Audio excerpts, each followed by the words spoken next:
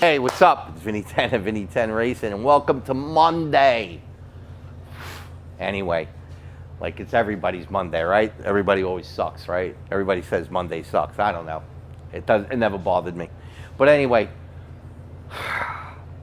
for the second weekend in a row, not the first one, not the second one, but for the second, I guess it is the second one. For the second one, we've been rained out. Maple Grove canceled. We were like, we'll go to F and 𝐒𝐮. 𝐒𝐮 canceled Friday morning about 10, 11 o'clock, and that was it. So we've had this car ready now for the last 3 weeks, and it's been getting rained out. Not such a bad thing because I got an opportunity to work. I work 6, if not 7 days a week. I think everybody that's in the motorsports business, the real motorsports business, the people that go out racing, they know this time of year, it's 7 days a week. You know, every night till 8, 9, 10, 11 o'clock at night. Everybody that owns one of these real motorsports business know how that is. So, of course, when we had the opportunity of not going racing, then we have the opportunity to put in some more work on the customer stuff, and that's exactly what we did. And I think God kind of played a little part in it because I did get an opportunity to finish this VQ35 rev up. But yesterday when I came in here, I did notice something, and what I noticed is when I put the front cover on and I'm going to go put the oil pan on, obviously I'm going to flip the motor over, and lo and behold, I seen that one of the dowel pins, very small, probably a quarter of a man's pinky nail, if not smaller, it wasn't there. And I'm like, uh-oh, it's not there. It's somewhere, but it's not there. So unfortunately, or fortunately, however you want to look at it, it was fortunate that I seen it, because usually I don't look at that, and it must have pushed itself out when I put the oil pump in, and for sure the pin dropped out, and I couldn't find it. So I had to basically take the front covers off, take the chain off, and lo and behold, it was sitting right behind the gear, the lower timing gear. I thank God that I found it. I basically tapped it right back in. I put a little Loctite on it because I don't know necessarily why it popped out. But, you know, from there, it took me about 4 hours just to get back to where I originally was when I came in here at 11 o'clock in the morning. And then at that point, I had the opportunity to finish it up and stayed until about 7 o'clock and finished it up. So that was good. We're on to now the next motor right there, which is an ej25. We got some great Carrillo rods, the HD type.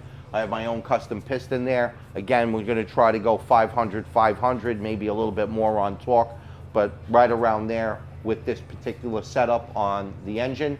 And it's going to be a great autocross car. I did get a chance already to knock out some measurements on the rod journals. I'll set the rod bearing clearance later tonight, and hopefully we'll get at least that moved along. I was hoping to have that done completely today, but obviously I got a little jammed up on this. I finished a couple of little odds and ends on that. This person right here is going to be really happy because they're next, and they actually came in here the other day. This was the same person I did those really whacked heads on a couple of videos ago. And what I was trying to explain to them is that, you know, because they had made a comment about, oh, we see your videos, you know, you're knocking out cars every week. And I was like, yeah. And she's like, well, you know, what happened to my car? And I was like, well, you didn't bring me your car. You just brought me pieces of your car. And a few years ago, when you had the opportunity to bring me your car, you decided not to. You decided, you know what, I'm not to. In fact, you know, it wasn't actually a pleasant conversation. So, but 2 years later, you're back in here, and I opened up my arms, and I opened up my business to you. And, you know, we got the heads done for you. But, like, you got to go in line. You can't just jump the line because, you know, you got screwed somewhere else. You know, these people have been waiting just as much as everybody else. I already, you know, went ahead above and beyond and did your heads, but when it turned into, well, we're going to do more than heads, Vinny, I want to bring you the whole block now because obviously it was such a disaster with the heads, you know, the block's contaminated. Well, now you got to go back online. You know, and there's other people waiting, so you got to wait. And when I get to it, I'll get to it. It's not like, oh, well, I get to it, I get to it. That's not really the right way of saying that, but it's like when you're up, when it's your turn, that's when you get done. She got lucky because the guy that actually I'm building this hybrid motor for, he's a little upside down right now. So because he's racing 2 other cars, not because he's broke. He's spending money somewhere else. That's what racers do. So we're gonna hold off on here, which gave me the opportunity to now put hers over there. And again, even when this other guy came in with this car, yeah, I broke it down for him because it only takes me about an hour, but he's back on the line too. You know, that thing will have to be completely disassembled, remeasured, remiked, and cleaned back up, and then reassembled. And although I was able to address it right away, now that we know what the problem is, you got to go back online. And that's just the way it works. And this stuff takes a long time to get done. What you're seeing here most of the time, and I'm sure most of you people are pretty smart about that, is the end result. This is the last vestige of what we're doing. You know, now you've seen the Toyota Supra come through here. You've seen the VQ come, you know, now being built. That'll go over to Yarrick. Yarrick will install it, put the turbo kit in. Literally from this point on, if we have all the parts, you're probably 3 weeks out, 4 weeks out. But to get to this point, sometimes you're 3 months or 4 months into it. So this is not Gas Monkey fucking Garage where, you know, the whole build is done in, you know, a 30-minute episode with, you know, with 8 minutes of commercials. I mean, if anybody's thinking that way, change the channel, bro. Anyway, let's see what the guys are doing, and hopefully pray for some good weather. And the other problem is that, you know, the good weather's coming or going into the good weather. You know, yeah, it's good weather, but we missed that spring weather. That weather where you can run fast, run in the cool air, we're probably not going to see until September, October. So if we don't really get a run in before the weather changes, it's going to be really difficult trying to hit my number. So we're going to keep trying. We're going to keep going. And hopefully with a little luck and a little prayer from God, we're going to have some good weather. So let's go see what the guys are doing in the installation shop. We got the computer guy here today because we're having computer problems. That's Kennedy. She's back from vacation. Wave, everybody. All right. She was here 1 week and then took a vacation the next week. Where do I get that deal? All right. We are here with the world famous Charger with a V6 motor in it. All right. I mean, I like these cars. I mean, you know, whether they're V6, we do a lot of supercharger kits with a good friend of mine over at Rip Supercharger. Known him for many years, seen his company grow. It's really good to see. But, you know, usually the guys over at Rip send us as much work as we could possibly handle. They know we do a great job. We tune these cars. We flash the boxes here. So we get it all done in one shot, in one sitting. What's this guy getting? Just an intake and what else? Just getting intake, catback, okay, and front lip. Okay. Yeah, probably could use a front lip. Okay. How about a fat lip? All right, Joseph. Joseph's working on one of my favorite motors.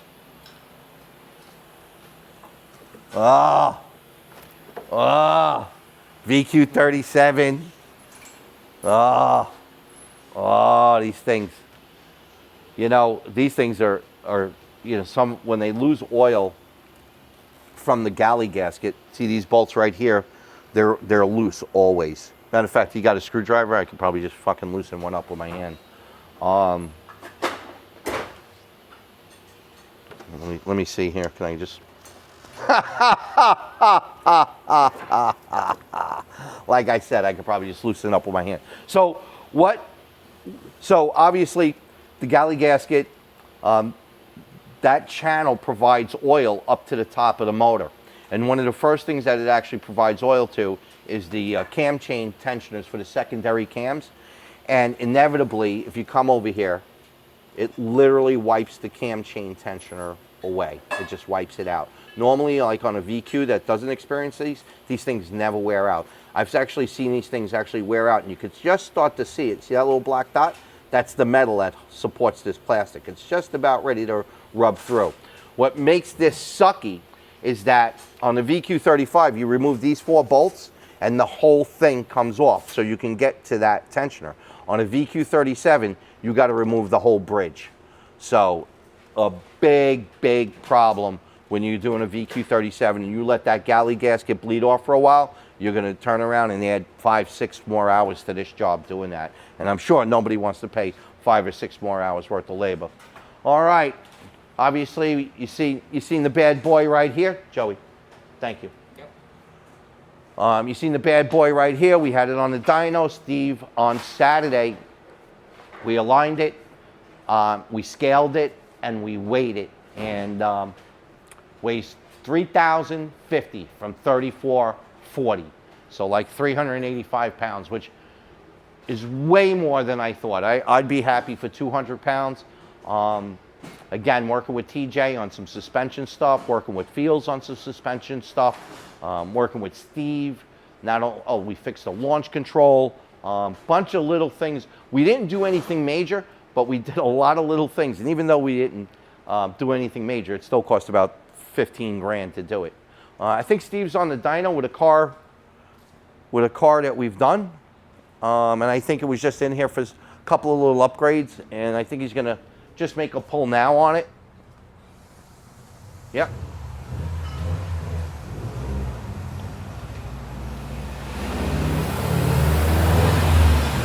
Already in progress. Go ahead, Steve. Go ahead.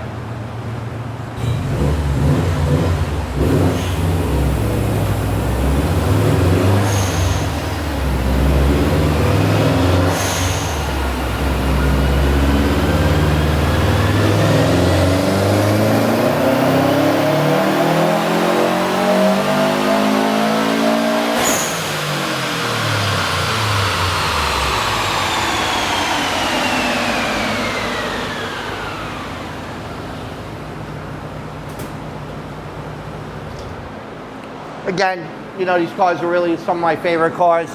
Low 4-cylinder, 318 horsepower, 354 foot-pounds of torque. Really, really nice. 21 pounds of boost. Nothing gonna kill you. You know, nothing's gonna kill the motor. You can see how clean the graph is. Very, very nice. Again, you know, it's a Monday. We're just getting started with the week. We're trying to go racing this weekend. We're trying to find a place where we can go test that car. And hopefully we could finally get rid of this rain, and hopefully get back down to, it's June, I haven't been in the car, I'm like shaking. Anyway, hopefully we can, so we can provide another knockout